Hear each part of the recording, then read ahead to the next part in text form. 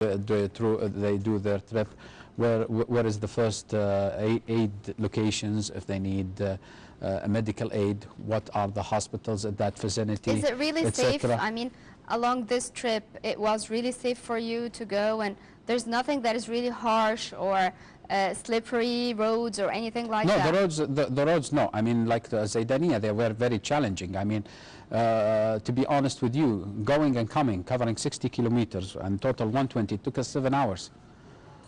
60 kilometers, 7 hours? No, going and coming. So the total is 120. Yeah, it took us around 7 hours. Too much. Yeah, I mean, if you're walking on your barefoot, it wouldn't take 7 hours. And half of it we were coming back at night.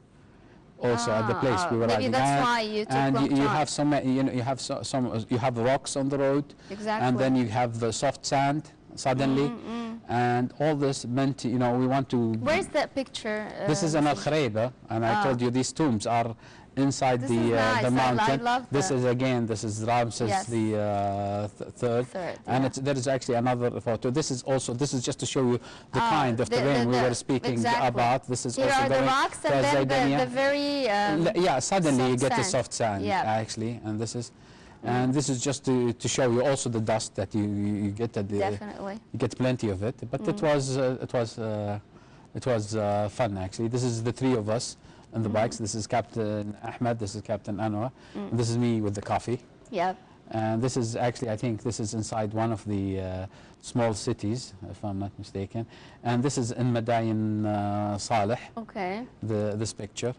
And this is inside one of the tombs, inside the family tombs, inside Madain Saleh, which is back to the Nabataean area for Al-Anbad.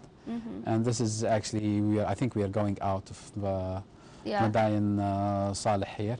This is an old Al-Ula we were taking for, and old Al-Ula city. These are monuments as well? No, this is actually some of them. Habitated places? No, this is they used to be 100 years ago. Oh, okay, but now they this is the lion tombs. It's called. Oh, okay. This is this area. This is in Al Khurayba and Al Ula. That's nice. This really reminds me of the pyramids. And you can see the writing also to the. Yes. And this is actually this is next to the temple. Some people they say this is a place where they used to keep the water. This surrounding a very big thing. Yeah. Here we are getting out of Al Khurayba. This is in Al Ghat in Saudi Arabia, the traditional market. That's different.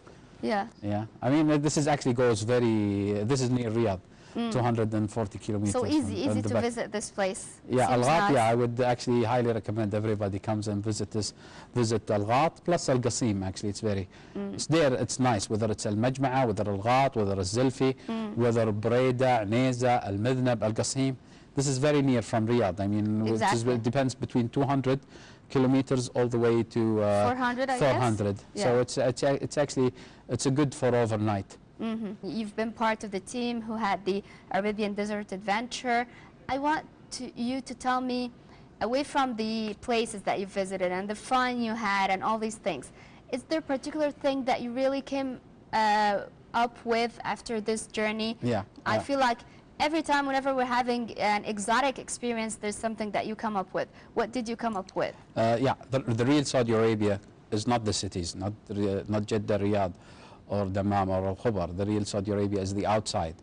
Go and see. There is so many riches in Saudi Arabia, whether archaeological places, whether nature, whether people, traditions, etc. So I mean, whether you have your car, just spend your weekend away from Riyadh or Jeddah or Khobar.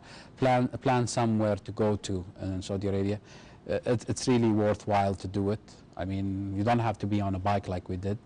You can still have your family go in a car and plan where to go. There is so much to see, and it is really nice. It's worth doing so. I mean, do you prefer that these places would just stay as it is, as a little bit remote, and there are off-roads, as you mentioned, so it could be a bit difficult to reach? Do you prefer that it would stay this way, or you prefer that because in this way it keeps its style a little bit, or you prefer that there should be sort of infrastructure there and there should be more effort exerted to make these places more touristic? Yeah, actually, it's actually a mix. Let's say if we go to Madayan Saleh, which is very famous, one of the things. I mean, you'll see it in Very any book. famous worldwide. Yeah, and I guess and it's actually it's everyone part of knows the it, yeah. UNESCO World Heritage actually site, which has been announced. I would like to say that since the higher tourism authority took over the archaeology, they actually enhanced the place. Actually, today they put the infrastructure for people to come and visit without actually harming the site itself. So actually, it's very well planned. However, I'm sure that they are working on other places to make them safe. When I mean safe from tampering. People don't tamper with them, because you know, if something which goes back 8,000 years, we've been told, like in El Jof in Skaka, Yeah. they had another place which is actually go back over 1.4 early human settlements, which is dated to 1.4 million years, which was really amazing to hear just the number, because I never thought that 1.4 Homo million? sapiens, yeah, they were 1 point, and they found their tools, you know, like the sharp edges for Oh my God. for an axe or for This was something. immediately after dinosaurs, I No, guess. I don't know, but I'm just telling you, they had 1.4. That's what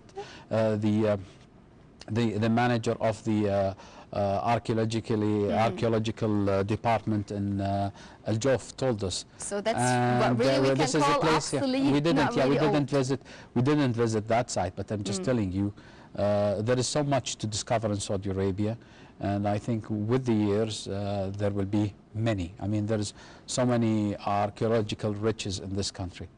A tip of advice or a message that you'd like to reveal or to tell everyone who lives here, Saudis and non-Saudis, about this trip?